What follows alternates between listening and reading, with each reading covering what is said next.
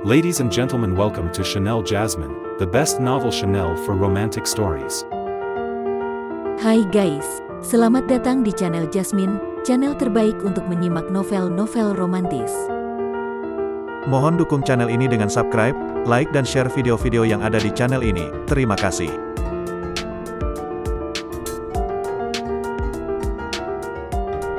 Perintah Kaisar Naga bab 4449, 4450, 4451. Saat Dev menggenggam pedang itu, tiba-tiba dia terseret masuk ke dalam gulungan lukisan tersebut.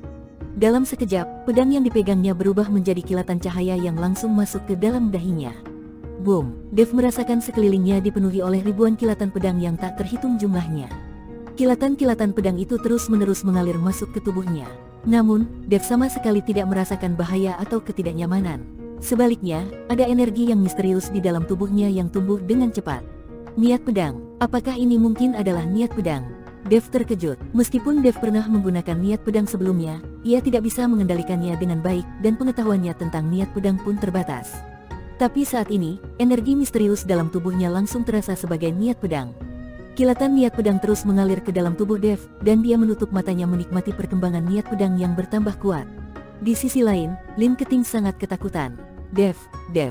Dia memanggilnya sambil melihat gulungan lukisan itu. Namun, Dev tetap diam, seolah-olah tidak mendengar. Lin Keting hampir menangis karena ketakutan. Jika Dev tidak bisa keluar dari gulungan lukisan itu, apa yang harus dilakukannya? Bagaimana dia bisa keluar dari ruang dimensi asing ini? Lin Keting mencoba beberapa kali untuk memasuki gulungan lukisan, tetapi gagal. Tidak tahu berapa lama waktu berlalu, Dev akhirnya membuka matanya perlahan. Dia mendapati dirinya berada di ruang gelap seperti tinta, mirip dengan berada di dalam air dengan fluktuasi ruang di sekitarnya. Dev menggenggam pedang pembunuh naga dan mengayunkannya perlahan, melepaskan niat pedang yang luar biasa yang menyelimuti seluruh ruang di sekitarnya. Dengan satu ayunan lembut, ruang di sekitar Dev berubah, seolah-olah membentuk gelembung besar yang membungkusnya. Apa ini? Dev menatap tak percaya pada perubahan ruang di sekelilingnya. Ini mungkin domain pedang, kata Raja Iblis Awan Merah. Meski aku bukan pendekar pedang, aku pernah mendengar tentang domain pedang. Domain pedang, apa artinya? Dev terkejut. Domain pedang adalah ruang yang diciptakan dengan niat pedang, sebuah domain yang kamu kuasai sepenuhnya. Namun, kekuatanmu masih kurang, jadi domain pedangmu masih kecil, tapi bisa menciptakan domain pedang saja sudah menunjukkan bahwa kamu adalah orang yang luar biasa, kata Raja Iblis Awan Merah. Dev menatap ruang sekitarnya dengan takjub. Dia tidak pernah membayangkan bisa menciptakan domain miliknya sendiri. Di alam semesta luas ini, ruang pribadi biasanya hanya diciptakan oleh penguasa hebat dari alam surgawi. Namun, sebagai kultivator di alam kesengsaraan, dia sudah bisa menciptakan domain di antara bintang dan galaksi. Meskipun domain ini kecil, ini adalah awal yang baik. Dengan perasaan penuh semangat, Dev merasakan niat pedang di pedang pembunuh naga semakin kuat dan hidup. Dia mengayunkan pedangnya lagi. Boom! Dalam sekejap, niat pedang yang mengerikan meledak, menghancurkan domain pedang yang baru saja diciptakannya. Pagoda itu bahkan bergetar hebat, dan gulungan lukisan itu lenyap di bawah kekuatan serangannya. Tubuh Dev muncul di hadapan Lin Keting. Saat ini, Dev akhirnya mengerti bahwa gulungan lukisan itu adalah domain pedang yang diciptakan oleh seseorang yang dulu pernah disegel di sana. Pedang yang ditinggalkan adalah untuk mencari seseorang yang layak menerimanya. Kamu barusan masuk ke dalam lukisan itu, membuatku sangat ketakutan, kata Lin Keting, lega melihat Dev kembali. Tidak ada bahaya di dalam gulungan lukisan itu, tidak apa-apa, Dev tersenyum lembut dan menyimpan pedang pembunuh naga. Namun, Dev tidak memberitahu Lin Keting tentang domain pedang yang baru saja dia buka. Identitas Lin Keting masih merupakan misteri baginya, jadi dia tidak bisa mengungkapkan semua rahasia kepadanya. Kalau begitu, ayo kita segera keluar dari sini. Aku merasa tempat ini sangat tidak nyaman, kata Lin Keting dengan sedikit ketakutan. Dia merasa tempat ini sangat aneh. Namun, Dev tidak ingin pergi begitu cepat. Siapa tahu, mungkin ada harta tersembunyi di antara barang-barang acak di sini. Jangan terburu-buru, kita coba cari lebih dulu, mungkin kita masih bisa menemukan harta lain di sini. Mumpung sudah mengambil risiko masuk ke sini, sebaiknya kita manfaatkan sebaik mungkin, ujar Dev sambil mulai menggeledah barang-barang tersebut. Tidak usah repot-repot mencari, daripada mencari satu persatu, lebih baik kita ambil semuanya, kata Lin Keting, lalu mengeluarkan kantong penyimpanan dan dengan satu gerakan, memasukkan semua barang di ruangan itu ke dalam kantongnya, baik yang berharga maupun sampah, semuanya diambil sekaligus. Lin Keting tampak benar-benar tidak ingin tinggal lebih lama di sini. Dev hanya bisa tertawa kecil melihat aksinya. Baiklah, ayo kita keluar. Sepertinya yang lain juga sudah menunggu. Dev memandang sekeliling, menyadari bahwa meskipun mereka berada di lantai 4 pagoda, mereka berada di dimensi yang berbeda, sehingga mereka tidak bisa melihat Ji Yun dan yang lainnya. Namun, Dev yakin mereka bisa menemukan jalan keluar. Mengingat entitas yang terjebak di sini sebelumnya bisa memanfaatkan dimensi lain untuk menjebak orang lain, seharusnya mereka juga bisa keluar. Dev mengeluarkan pedang pembunuh naga dan mengisi pedang itu dengan niat pedang, membuatnya bergetar dan mengeluarkan suara lengkingan yang mirip raungan naga. Biarkan aku coba membuka dimensi ini. Saat Dev bersiap untuk menyerang, tiba-tiba ruang di sekitarnya bergetar dan mendadak muncul bayangan Ji Yun dan yang lainnya. Dev buru-buru menahan diri, takut melukai mereka dengan serangannya. Tuan Chen, Ji Yun memanggil dengan lega ketika melihat Dev dan Lin Keting muncul kembali. Bagaimana? Ada yang kamu temukan? Tanya Ji Yun. Aku merasa yang terjebak di sini sebelumnya pasti tokoh yang sangat hebat, tambah Lao Hei.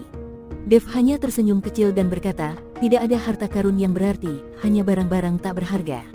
Ayo keluar dari sini. Aku merasa tempat ini membawa firasat buruk, kata Lin Keting yang wajahnya terlihat agak pucat, mendorong Dev agar segera meninggalkan pagoda ini. Baiklah, ayo kita pergi. Dev mengangguk. Tuan Chen, bisakah kau membawa kami keluar juga? Tanya Chen Biking dengan harapan. Tentu saja, kita satu ras. Tidak mungkin aku meninggalkan kalian terjebak di sini, jawab Dev. Chen Biking dan Lao Hei, yang juga berasal dari ras naga meskipun dari garis keturunan berbeda, merasa bersyukur karena Dev berjanji untuk membebaskan mereka. Terima kasih, Tuan Chen. Chen Biking dan Lao Hei menundukkan kepala dengan penuh hormat. Saat mereka berjalan turun dari lantai 4, perjalanan mereka berjalan lancar. Dev dengan mudah menghancurkan penghalang antara lantai 3 dan 2, serta antara lantai 2 dan 1. Ketika mereka tiba di lantai 1, Chen Biking dan Lao Hei terkejut melihat pemandangan yang mengerikan. Mereka tidak pernah tahu bahwa ada sesuatu yang begitu menyeramkan di bawah mereka. Lantai pertama dipenuhi mayat busuk, dan lantai kedua juga dipenuhi tubuh yang tampak seperti dipakai untuk sesuatu. Mereka tidak bisa memahami siapa yang melakukan hal ini. Apakah benar ada seseorang di pagoda ini yang menggunakan energi mayat untuk berlatih? Di lantai berapa sebenarnya orang itu berada? Mempertimbangkan jarak antar lantai, seharusnya tidak mungkin seseorang bisa melakukan ini tanpa diketahui. Apalagi, setiap orang yang terjebak di sini memiliki kekuatan luar biasa. Namun, saat ini mereka tidak punya banyak waktu untuk berpikir. Pintu keluar sudah ada di depan mata, dan Chen Biking serta Lao Hei tak sabar untuk segera bebas. Dev dan yang lainnya keluar terlebih dahulu dari dalam pagoda, lalu melihat ke arah Chen Biking dan Lao Hei. Kalian berdua coba keluar perlahan. Jika tidak bisa, aku akan bantu memecahkan formasi penghalangnya. Dev tahu bahwa, selain penghalang di setiap lantai, pasti ada penghalang lain di sekitar pagoda. Namun, dia ingin memberi kesempatan pada Chen Biking dan Lao Hei untuk mencobanya terlebih dahulu. Keduanya mengangguk dan perlahan berjalan menuju pintu keluar. Namun, begitu mendekati pintu keluar, tiba-tiba cahaya putih aneh berkedip dan menghempaskan mereka ke belakang. Dalam sekejap, di sekitar pagoda muncul banyak simbol misterius yang memancarkan kekuatan aneh dan membungkus seluruh pagoda. 4 patung singa batu di sekitar pagoda tampak hidup, mengaum dengan suara yang memekakkan. Melihat ini, Dev tertegun, tidak menyangka bahwa formasi penghalang di luar pagoda akan sekuat itu. Bahkan, dia tidak punya keberanian untuk mencoba memecahkannya. Diiringi oleh raungan 4 singa batu, pagoda itu perlahan menjadi buram dan tampak akan segera menghilang. Kekuatan yang besar dan menakutkan menyelimuti Dev dan teman-temannya, membuat mereka tak bisa bergerak sedikit pun. Dalam situasi genting itu, dari mulut keempat singa batu keluar beberapa pancaran cahaya yang langsung mengarah ke mereka. Tanpa kemampuan untuk melawan, Dev dan yang lainnya hanya bisa terdiam dalam kepanikan. Mereka tidak punya kekuatan sedikit pun untuk menahan serangan tersebut. Dev berusaha keras untuk melepaskan diri dari tekanan itu, tetapi tidak berhasil. Saat mereka semua tampak akan binasa di bawah pancaran cahaya itu, tiba-tiba muncul sosok yang perlahan mendekat. Sosok itu mengenakan jubah Tao, dengan janggut putih dan membawa alat sapu ritual. Dia melambaikan sapu itu dengan lembut, dan semua cahaya langsung menghilang. Guru, Lin Keting, yang semula mengira akan mati, langsung berseru gembira saat melihat sosok tersebut. Dev dan teman-temannya menatap sang guru dengan kagum. Cahaya yang dipancarkan oleh 4 singa batu itu memiliki kekuatan yang sangat mengerikan, tetapi sosok tua ini hanya dengan satu kibasan saja berhasil mengatasinya. Selain itu, tampak jelas bahwa yang muncul di hadapan mereka hanyalah proyeksi dirinya, bukan tubuh aslinya. Tinger, kamu baik-baik saja? Tanya guru itu dengan khawatir. Guru, aku baik-baik saja, jawab Lin Keting sambil menggeleng. Ini kesalahanku. Aku sudah merencanakan segalanya, tetapi tidak memperkirakan bahwa pagoda penjara iblis ini akan muncul di sini. Untung saja aku datang tepat waktu. Kalau tidak, kau mungkin sudah tidak ada lagi. Jangan pernah lagi sembarangan memasuki tempat asing yang tidak kau kenal, kata sang guru sambil menasihati Lin Keting. Baik, guru, jawab Lin Keting dengan kepala tertunduk. Maaf, senior, sebenarnya, apa itu pagoda penjara iblis? Siapa yang ditahan di dalamnya? Dan, bisakah Anda membantu saya mengeluarkan 2 orang dari dalam pagoda? Mereka sudah sampai di pintu keluar, pinta Dev, yang yakin bahwa guru Lin Keting ini pasti sangat hebat. Sang guru hanya melirik Dev sejenak sebelum tersenyum.